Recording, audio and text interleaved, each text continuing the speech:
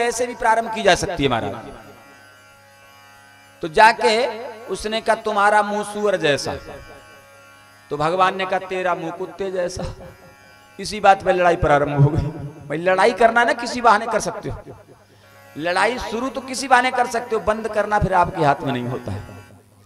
तो लड़ाई शुरू हो गई। जब लड़ाई शुरू हो गई बहुत दिनों तक ये झगड़ा चला और अंत में बाराह भगवान ने हिरणाक्ष का वध कर दिया। बोलो बाराह भगवान की जय हो।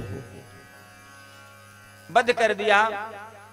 इसके बाद श्री और वो पृथ्वी ला करके मनु महाराज को दान कर दी। देखो काम तो किया भगवान ने और पृथ्वी किसको दे दी? मनु महाराज को।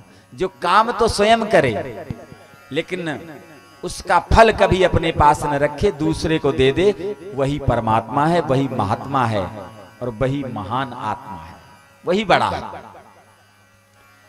अब विदुर जी मैत्री जी को कथा सुना रहे हैं। श्री सुखदेव जी भगवान परीक्षित जी महाराज को सुना रहे हैं। कहते हैं महाराज कर्दम ऋषि ने 10,000 वर्षों तक तपस्या की। जब 10,000 वर्ष तक तपस्या की तो भगवान पहुंचे कर्दम ऋषि के पास और कहा कर्दम जी परसों मनु महाराज अपनी कन्या को लेकर देवहूति को तुम्हारे पास आएंगे, तुम उसे स्वीकार कर लेना। तो कर्दम जी ने कहा भगवान आपकी आज्ञा को कौन नहीं मानेगा, कौन ऐसा जो आपकी आज्ञा का उल्लंघन कर दे, जैसा आप कहेंगे वैसे ही होगा। मनु महाराज अपनी कन्या को लेकर के अगले दिन आए। कर्दम जी ने देवहूति की परीक्षा, बौद्धिक परीक्षा लेने के लिए 3 आसन बिछाए। देवहूति समझ गई कि कर्दम जी महाराज हमारी परीक्षा बुद्धि की लेना चाहते हैं, तो 3 आसन बिछाए। तो देवहूति ने सोचा कि अगर हम आसन पर बैठ जाती हैं तो हम इनको पति मान चुकी हैं, तो पति के समकक्ष बैठना ये मर्यादा का उल्लंघन होगा, और अगर नहीं बैठती हैं तो आतिथ्य सत्कार का उल्लंघन होगा, दोनों तरफ से अपराध है। तो देवहूति ने कहा बैठूंगी भी और नहीं भी बैठूंगी। इसलिए देवहूति ने एक अपना हाथ आसन पर रख लिया, टेक लिया और जमीन पर बैठ गई। कर्दम समझ गए बहुत योग्य है देवहूति। देखो परीक्षा ली कर्दम ने, और परीक्षा हम भी लेते हैं। हम क्या करते हैं जब पुत्र का विवाह करते हैं तो क्या पूछते हैं मालूम? बौद्धिक परीक्षा नहीं, लंबाई कितनी है, फेस कट कैसा है, कलर कैसा है, कभी नहीं। आवरण नहीं देखना है, आवरण नहीं देखना है। अगर देखना है तो आवरण नहीं आचरण देखना है कि आचरण कैसा है। आकृति नहीं देखनी है। आकृति तो सूर्पणखा भी बहुत अच्छी थी नहीं? बोलो बना के गई थी, कितना अच्छा रूप भगवान के पास। तुम सम पुरुष न मोह सम नार, ऐसा रूप बना के गई थी, लेकिन अंदर क्या भरा था। तो आवरण नहीं देखना है, क्या देखना है? आचरण देखना है। रंग नहीं देखना है, कलर। सफेद तो गधा भी होता है। कलर नहीं देखना है, रंग नहीं देखना है, ढंग देखना है। आकृति नहीं देखनी है, कृति देखनी है। कर्म कैसे है, कार्य उसके कैसे है, योगी कितनी है। काश हम ये कर पाते। ध्यान रखना, अगर कार लाने वाली आएगी ना, कार लेके जो आएगी तो फिर घर में अपनी सरकार चलाएगी और पूरे जीवन तुम्हें नचाएगी। और संस्कार वाली जो आएगी ना, तो कार वाली मत लाना, संस्कार में भी कार जुड़ी है। कार नहीं केवल कार वाली मत लाना बहू, संस्कार वाली लाना। कार वाली आएगी तो अपनी सरकार चलाएगी और जीवन भर तुम्हें नचाएगी। और संस्कार वाली आएगी तो अगर एक बार बुलाओगे तो घुटनों के बल चली आएगी और पूरे जीवन आपको सुख देगी, आपकी सेवा करेगी। लेकिन हो नहीं रहा। ऐसी एक महाराज थे तो उन्होंने लड़की देखने गए। अब तो और कुछ हम तो बहुत कम बताएं आपको, आज इससे भी आगे चल रहा है मामला। तो लड़की को देखने के लिए पहुंचे लड़की का पिता भी था, लड़का भी था, और भी परिवार के लोग गए होंगे। सब लोग बैठे तो पुत्री को बुलाया गया। पुत्री जलपान लेकर के आई। जलपान रखा तो लड़के के पिता ने कहा कि ऐसा है, हमारा लड़का लड़की से बात करना चाहता है। तो लड़के के पिता ने सोचा कोई बात नहीं, आजकल तो चलो करते हैं, कोई बात नहीं, सामने बैठा के कुर्सी डलवा देंगे, बात करवा देंगे, कोई दिक्कत नहीं है। तो सामने 2 कुर्सियां डाली गई, एक पे पुत्री को बिठाया गया, एक पे उस लड़के को बिठाया गया। बोले कर लो बात, कोई बात नहीं। तो देखो लड़के ने क्या पूछा, पहले तो नाम पूछा, आपका नाम क्या है, नाम बताया। फिर बोला आप डांस करना जानती हो। देखो उसने समझ लिया कि लड़का कैसा है, मुझसे पूछ रहा डांस करना जानती हो। उसने समझ लिया कि अब शादी तो करनी नहीं, तो अब ऐसा ही उत्तर दो। उसने कहा हाँ, अरे बहुत अच्छा, हमारा तो बॉम्बे में डांस में पहला स्थान आया, फर्स्ट आई हूं हमेशा डांस में। उसने कहा बहुत अच्छी बात है, अच्छा डांस करना जानती हो, एक बात बताओ, तुम फिर गाना भी जानती होगी। अरे गाना, गाना तो इतना अच्छा गाती है कि बस जब मंच पे गाती है तो हमारे अलावा फिर कोई नहीं बचता है। बहुत अच्छा, और इसमें भी मुझे सर्वोत्कृष्ट पुरस्कार मिल चुका है, गाने में भी। अच्छा ले और आपको कुछ पूछना है। बोले बस और क्या पूछना, इतना ही पूछना था। तो 3 प्रश्न किए, नाम पूछा और डांस करना जानती हो और गाना गाना जानती हो। तो लड़की ने कहा आपने 3 प्रश्न पूछे हमसे। बोले हाँ। बोले हम आपसे 1 प्रश्न पूछ सकते हैं। तो लड़के ने कहा अरे 1 क्यों पूछोगी, हमने 3 पूछे हैं, आप 4 पूछ लो। बोले नहीं नहीं, हमें ज्यादा नहीं, हमें तो केवल 1 पूछना है बस। तो बोले 1 पूछ लो। तो लड़की ने कहा एक बात बताओ, आप ढोलक बजाना जानते हो। तो उसने कहा भाई ढोलक से क्या मतलब। बोले ढोलक से पूरा मतलब, नाचेंगे गाएंगे हम, ढोलक क्या तुम्हारा बाप बजाएगा, कौन बजाएगा है? तो इसलिए प्यारे हमें आवरण नहीं देखना, आचरण देखना, हमें आकृति नहीं देखनी, कृति देखनी, हमें रंग नहीं देखना, हमें ढंग देखना है। और अपनी पुत्रियों को भी वही शिक्षा देनी है जो किसने दी थी, सीता जी को सीता जी की मां ने दी थी। सास ससुर गुरु सेवा करहु, पति रुख लख आयश अनुसार। देखो ये शिक्षा दी थी। और आजकल क्या शिक्षा दी जाती है, देखो दबना मत, यहीं से शुरू होती शिक्षा। नहीं ऐसा नहीं, सही शिक्षा दो और कहो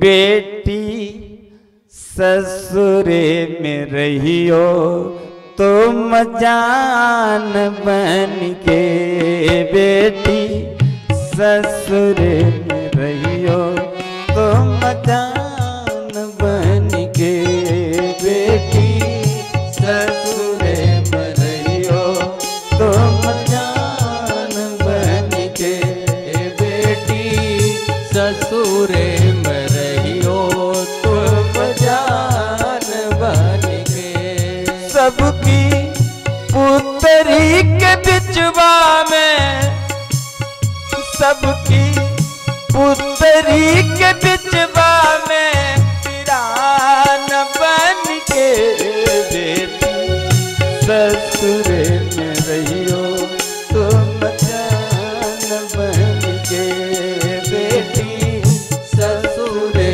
में रहियो सब जान बन के,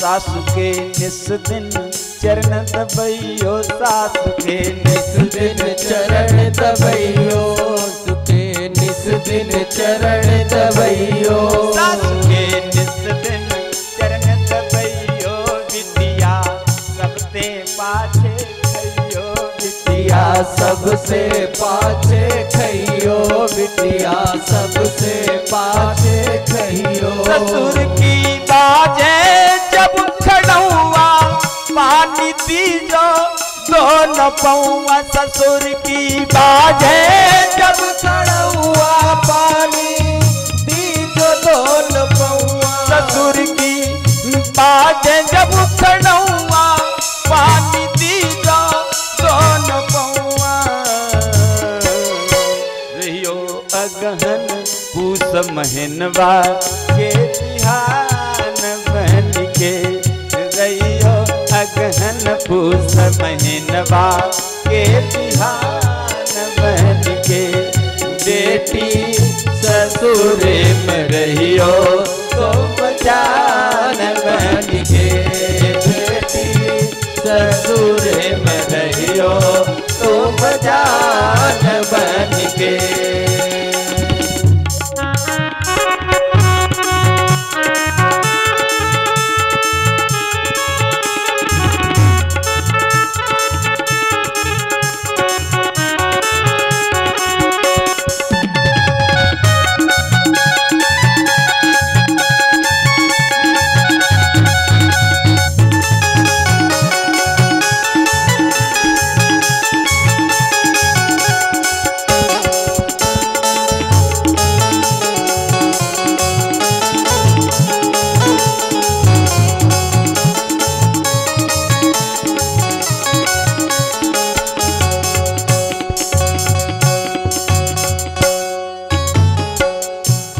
सांझ को तनिको समय जो पइयो, सांझ को तनिको समय जो पइयो, तनिको समय जो पइयो, आज को तनिको समय जो पइयो, सांझ को तनिको समय जो पइयो, बिटिया सत्संग में मन लइयो, बिटिया सत्संग में मन लइयो, बिटिया सत्संग में मन लइयो, सांझ को तनिको समय जो पइयो, बिटिया सत्संग में मन लइयो, बिटिया सत्संग में मन लइयो, बिटिया सत्संग में मन लइयो।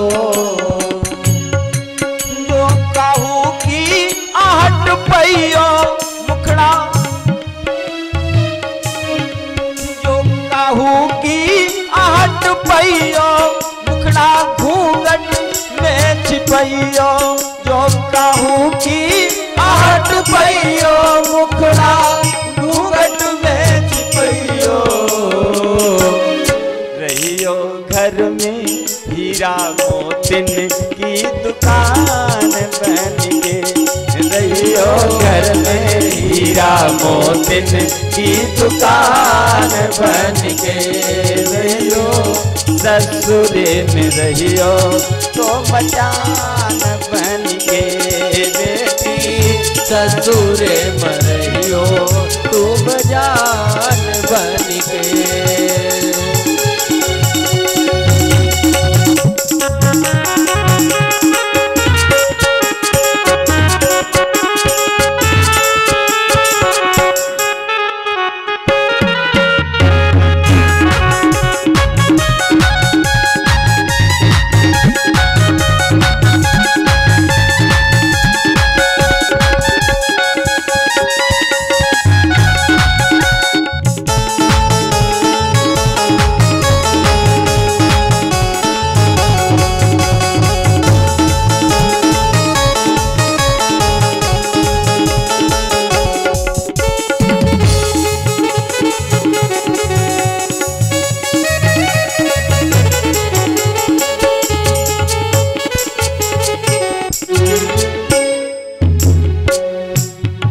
करियो इतना सबसे प्यार करियो, इतना सबसे प्यार करियो, इतना सबसे प्यार करियो इतना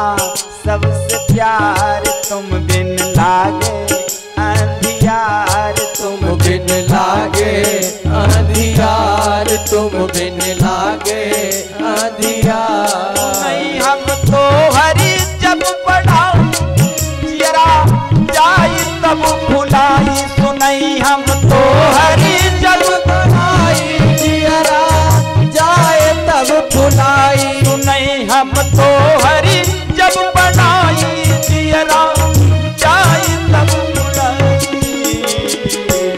रहियो बेटी घर में गीता और पुराण बन के, रहियो बेटी घर में गीता और पुराण बन के, सबकी पोतरी के बिचवा में निशान बन के, बेटी ससुर में रहियो तो मजार बन के, बेटी ससुर में रहियो तो मजार बन के, बेटी ससुर में रहियो तो मजार बन के, बेटी ससुर में रहियो तो मजार बन के, सुने मनइयो तो मजार बन के। जय जय श्री राधे श्याम। कभी भी अपनी संतान को ऐसा ज्ञान नहीं देना चाहिए जिसके उसका जीवन क्लेशमय हो। अपने बच्चों को सदैव सद शिक्षा देनी चाहिए, अच्छे विचार वाले, अच्छी बातें बतानी चाहिए जिससे उसके कभी जीवन में कोई क्लेश ना आए। प्रेम प्रेम का पाठ पढ़ाओ ना, बैर का पाठ क्यों पढ़ाते हो? जोड़ने का काम करो। प्रेम जोड़ने का काम करता है, घृणा तोड़ने का काम करती है, इसलिए प्रेम सिखाओ ना। कल के प्रसंग में आपने सुना था ना कि द्रौपदी ने अश्वत्थामा को प्रणाम किया, जिसने उसके 5 पुत्रों का वध कर दिया उसे भी क्षमा कर दिया। ये क्षमता तो मां में ही हो सकती है, एक देवी में ही हो सकती है, एक स्त्री भी हो सकती है। इसलिए कभी संतान को गलत शिक्षा नहीं देनी चाहिए।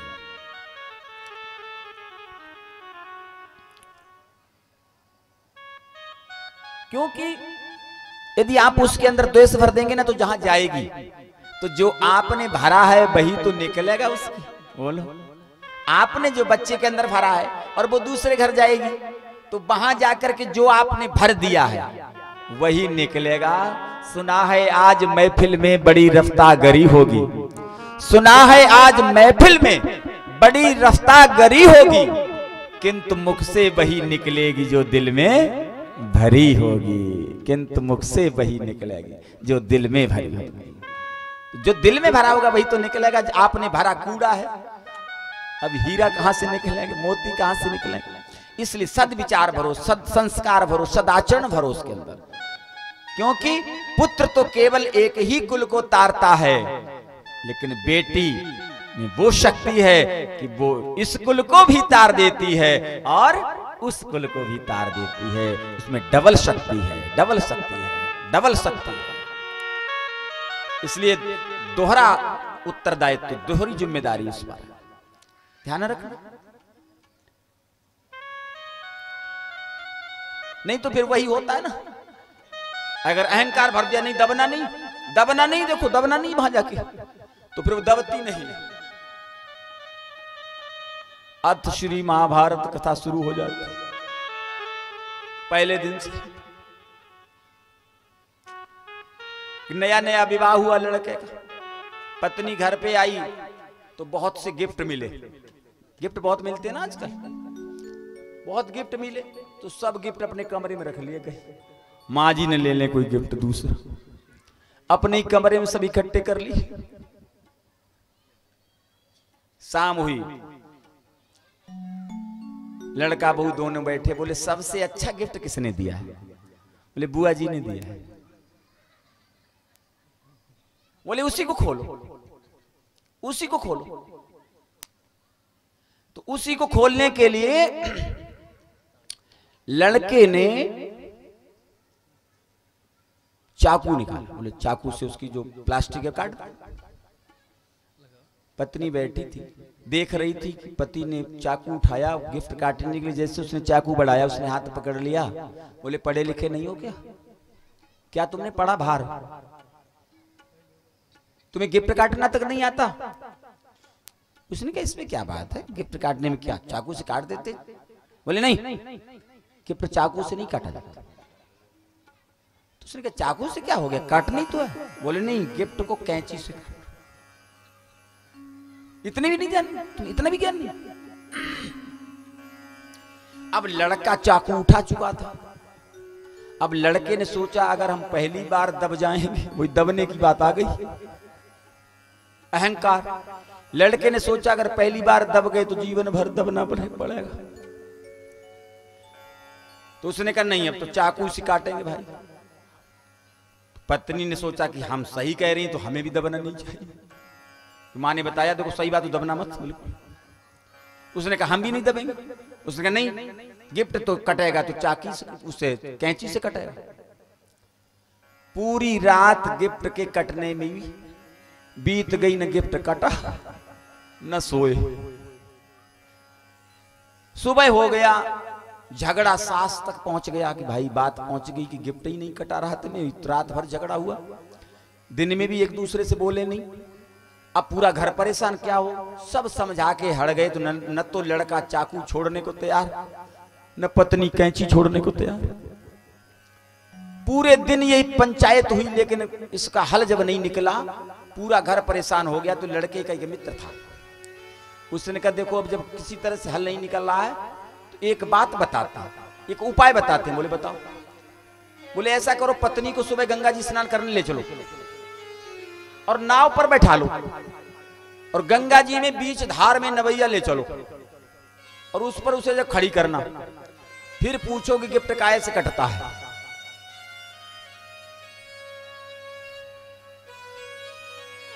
घबरा जाएगी। अरे मरने से तो सभी को डर लगता है ना, तो बदल जाएगी। एक बार बदल गई बस बात खत्म, कोई बात नहीं, झगड़ा मिट गया एक बार। बोले हाँ ये तो बात सही, बीच धार में पहुंचेगी जरूर घबरा जाएगी।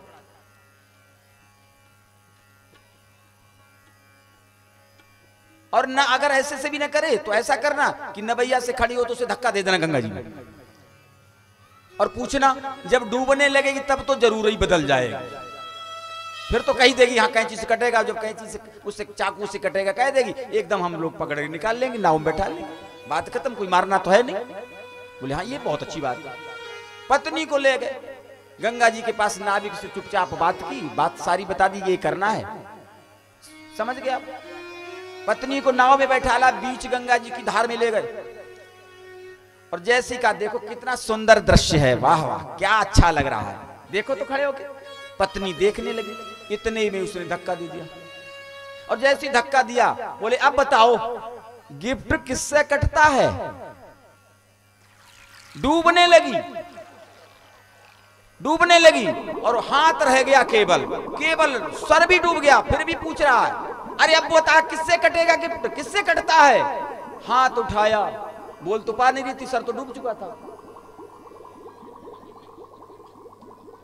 डूब गई लेकिन कैंची नहीं छोड़ी।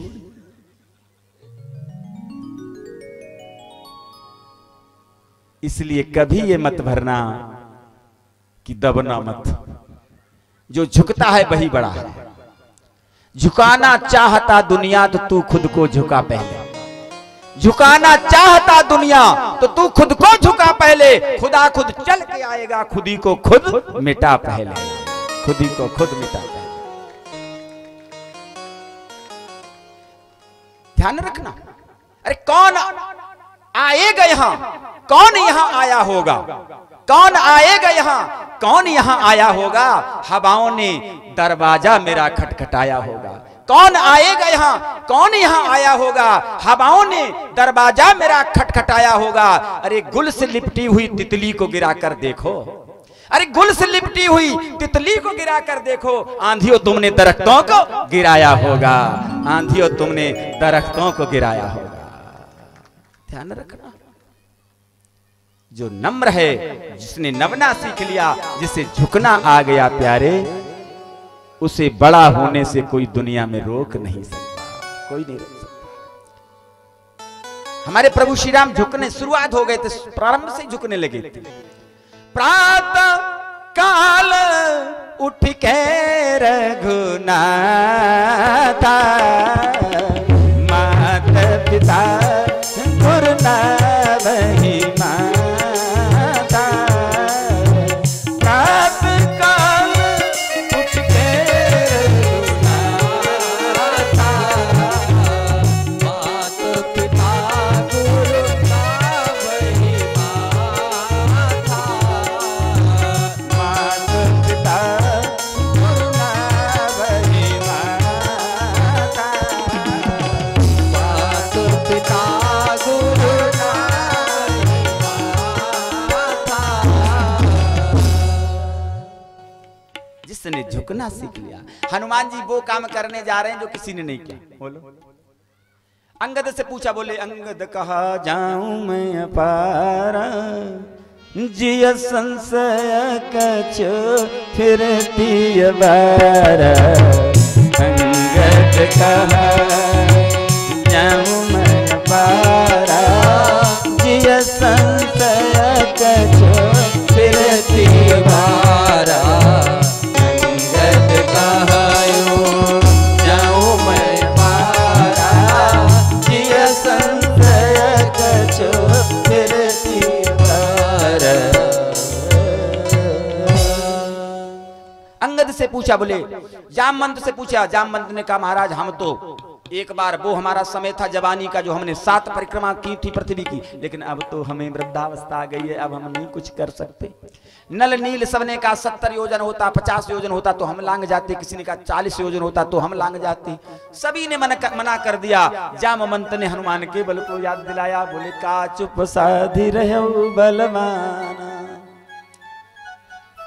राम काज लगी तब अवतारा, सुनत ही भयउ पर्वताकारा। तुम्हारा अवतार तो राम कार्य के लिए हुआ, तुम कैसे चुप हो? तो जैसे ही सुना रहे हमारा काम राम के लिए, तो राम के कार्य को सुन करके जो अपनी संपूर्ण शक्ति लगा दे, दिखा दे, वही है हनुमान, और कोई हनुमान नहीं है जो राम कार्य में अपनी संपूर्ण शक्ति लगा दे। हनुमान ने कहा ठीक है, तो जो काम किसी से नहीं हुआ वो हनुमान करने जा रहे हैं, तो सबको प्रणाम किसको करना चाहिए था? बोलो, हनुमान जी को करना चाहिए नहीं? जो काम किसी ने नहीं किया वो करने जा रहे हैं, तो सबको हनुमान जी को प्रणाम करना चाहिए था, लेकिन उल्टा हो रहा है, प्रणाम हनुमान जी कर रहे हैं सबको।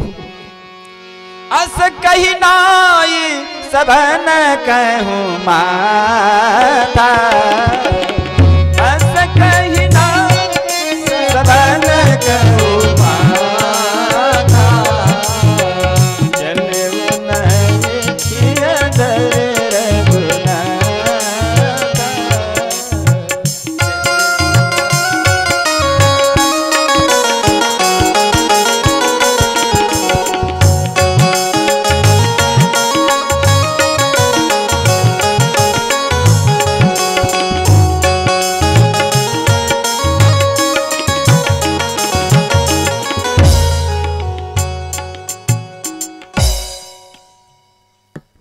सबको मस्तक नवाया हनुमान जी ने और राम का कार्य किया, सब कुछ पूर्ण हुआ। प्रणाम में बहुत ताकत है महाराज, प्रणाम में इतनी ताकत है, असंभव कार्य को भी प्रणाम आशीर्वाद, असंभव काम को भी पूरा करने की आशीर्वाद में शक्ति है। और फिर जो राम पर पूर्ण विश्वास रख के कार्य करता है, जिसे दृढ़ विश्वास है अपने प्रभु पर, उसका तो दुनिया में कोई बाल बांका नहीं कर सकता। प्यारे, हनुमान जी ने जब लंका जला दी और सीता मैया के सामने खड़े होके आज्ञा मांगी, तो सीता मैया ने देखा जिस पूंछ से हनुमान ने सारी लंका जला दी, बड़े बड़े सोने के खंबे जल गए, बड़े बड़े लौह स्टील पिघल गई, सब कुछ हो गया, लेकिन इस पूंछ का बाल बांका नहीं हुआ। ये क्या बात? तो सीता मैया ने पूछा, हनुमान जी एक बात बताओ, तुमने लंका जला दी, सब कुछ कर दिया, लेकिन तुम्हारी पूंछ नहीं जली। ये किस मेटल की बनी हुई है? इसका बाल बांका नहीं हुआ? सब कुछ जल गया, स्टील जल करके पिघल गई, सोना सब पिघल गया, सब कुछ जल गया हनुमान जी, लेकिन आपकी पूंछ नहीं जली। ये किस पदार्थ की बनी है भाई? ये कहां से बनवाई है? तो हनुमान जी ने कहा, मां सुनो, क्यों नहीं जली? बोले बताओ, ये तुम्हें पूछना चाहती हो तो आश्चर्य है कि आग पूंछ में लगी, जलना पूंछ को चाहिए था और जल गई लंका, पूंछ का बाल बांका नहीं हुआ। तो हनुमान जी से जब मैया ने पूछा कि लंका जला के जली भी नहीं, लंका जला के जली भी नहीं, हनुमंत विचित्र है पूंछ तुम्हारी, कौन सा जादू भरा इसमें, कौन सा जादू भरा इसमें, हंस पूछती है मिथिलेश दुलारी। तो बोले कपि ही राघव आगे, बोले कपि ही राघव आगे, और पीछे है पूछ रहस्य है भारी, बानर को भला पूछ तो कौन, बानर को भला पूछ तो कौन, श्री राम के पीछे है पूछ हमारी, श्री राम के पीछे है पूछ हमारी। मां, पूछ नहीं जली इसलिए कि मेरी पूंछ मेरे श्री राम के पीछे है, हमने अपनी पूंछ को श्री राम के पीछे कर दिया है। ध्यान रखना, एक तो पूंछ जो हनुमान जी के लगी थी, एक पूंछ जो हम सब के लगी है। उन्हें तो सब पूछते हैं, हमें तो कोई नहीं पूछता। उनकी तो यहां से वहां तक पूंछ है। यहां का हर रावण, इस संसार का हर हनुमान की पूंछ के पीछे पड़ा है, उसको जलाने के चक्कर में, उसको खत्म करने के चक्कर में। लेकिन ध्यान रखना, अगर अपनी पूंछ को सुरक्षित रखना चाहते हो, अगर चाहते हो कि हमारी पूंछ का बाल बांका न हो, तो यदि तुमने अपनी पूंछ को पीछे कर लिया और श्री राम को आगे कर लिया, तो तुम्हारी पूंछ का दुनिया में कोई बाल बांका नहीं कर सकता। कोई रावण पैदा नहीं हुआ। तो यही हनुमान जी ने रावण को भी समझाया, रावण तुम्हें कुछ छोड़ने की जरूरत नहीं है, केवल बदलने की जरूरत है। तुमने अपनी पूंछ को आगे कर दिया, राम को पीछे कर दिया। तुम केवल क्रम बदल लो, अपनी पूंछ को पीछे कर दो, राम को आगे कर लो। और राम चरण पंकज उर धरऊ, लंका अचल राज तुम करऊ। रावण कुछ भी छोड़ना नहीं पड़ेगा, सब कुछ बच जाएगा, लेकिन बचेगा तभी जब क्रम बदलना पड़ेगा। लेकिन नहीं माना, सब कुछ खत्म हो गया। अब जो है परीक्षा ली करदम जी ने देवहूति की। परीक्षा में देवहूति उत्तीर्ण हुई और देवहूति का विवाह करदम जी के साथ हो गया। 12 वर्ष तक देवहूति ने करदम की सेवा की। 12 वर्ष तक कोई भी संबंध पति पत्नी का करदम और देवहूति के बीच नहीं हुआ। 12 वर्ष सेवा करने के बाद एक दिन करदम ने ही देवहूति को बुलाया और कहा, देवी तुमने बहुत सेवा की हमारी, तुम जो कुछ चाहती हो वो मांग लो, जो चाहती हो वो मांग लो, जो भी चाहती हो वो मांग लो। देवहूति ने कहा, जो भी चाहे मांग लें। बोले हम तुम्हारी सेवा से बहुत प्रसन्न, जो चाहो मांगो। देवहूति ने कहा, महाराज सच बताओ, जो मांगेंगी वही देंगे। बोले हाँ, जो देवहूति हम इतनी सेवा से प्रसन्न, जो चाहोगी वही मिलेगा।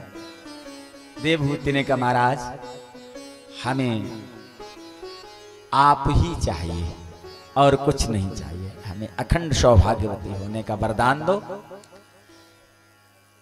देवहूति ने मांगा भी तो क्या मांगा बोलो?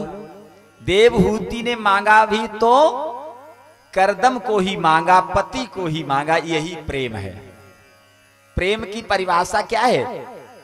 यही प्रेम है कि कुछ भी अतिरिक्त न मांगा जाए, कुछ भी डिमांड नहीं, कोई भी मतलब नहीं। उसकी इच्छा, प्रेमी की इच्छा ही हमारी इच्छा, उसकी प्रसन्नता हमारी प्रसन्नता, यही प्रेम है। प्रेम में कोई डिमांड नहीं होती, प्रेम में कोई मांग नहीं होती। जहां मांग है वहां स्वार्थ है, प्रेम नहीं हो सकता। करदम ने अखंड सौभाग्यवती होने का वरदान दे दिया और कहा इस सरोवर में स्नान करो। देवहूति ने स्नान किया, सुंदर विमान आए, बैठ करके विहार किया, 9 कन्याएं उत्पन्न हुई।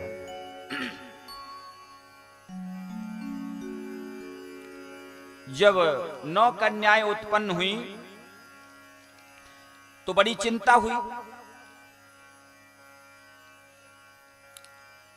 करदम जी को कि इनका विवाह कैसे होगा? तो देवहूति ने कहा महाराज इनका विवाह आप करोगे? गर्भ में भोजन देने आप गए थे?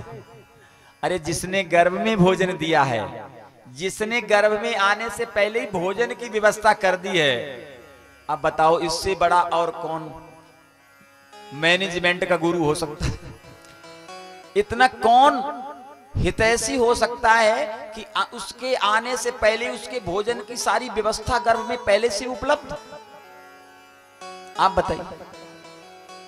तो जिसने गर्भ में भोजन की व्यवस्था पहले से कर दी, वही उसी ने जन्म लेने से पहले इनके वर की भी व्यवस्था कर दी है।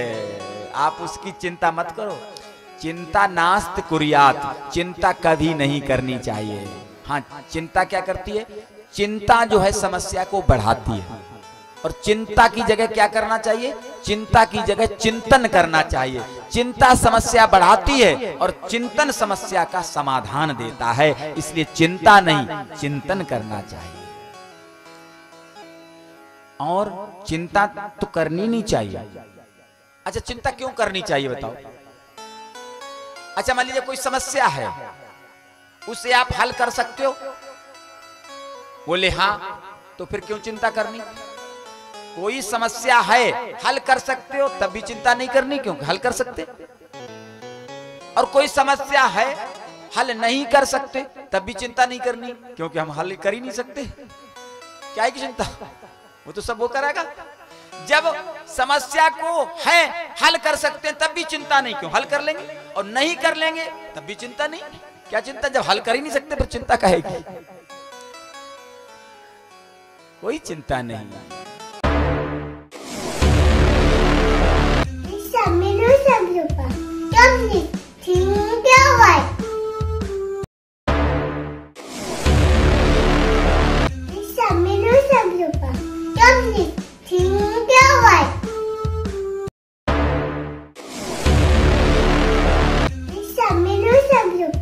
Come